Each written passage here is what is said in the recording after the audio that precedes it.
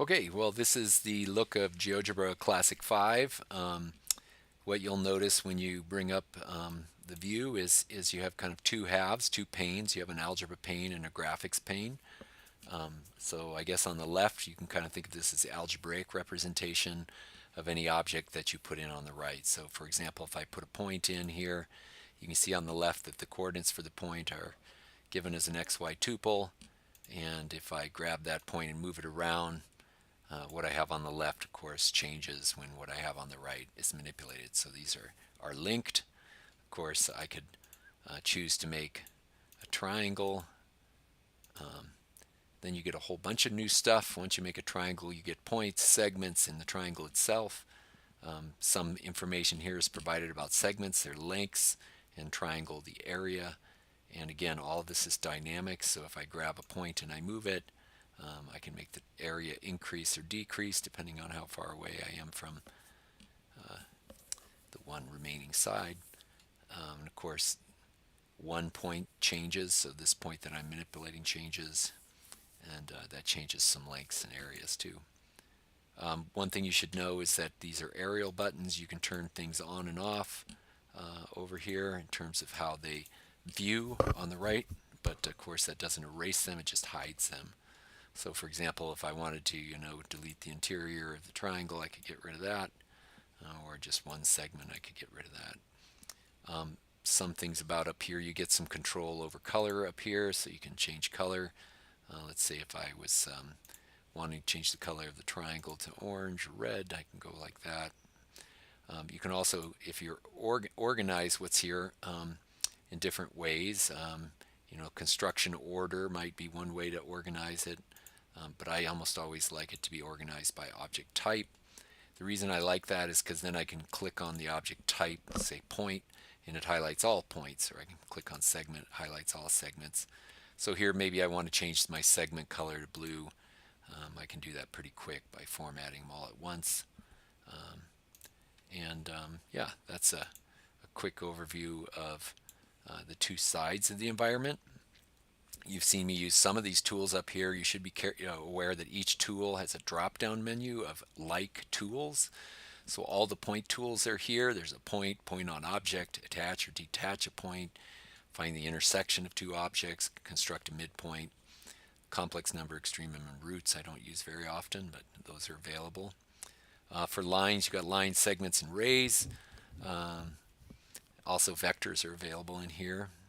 Here you have perpendicular and parallel lines, perpendicular bisector, angle bisector. You can construct tangents, best fit lines and locuses. Here are all the polygon tools. There's a polygon, free polygon, regular polygon, rigid polygon. I mostly use these two, but lion's share of the time I'm just using the first one. Here are all the circle tools, so we can construct a circle with center through point, a circle by center and providing a radius, compass, all these other things. Here is the ellipse tools, I guess the conic sections, ellipse, hyperbola, parabola, and a conic through 5 points. This is the measurement drop down, so you get angle, distance, area, slope. Here are the transformations, so reflection, rotation, translation, and dilation are all available.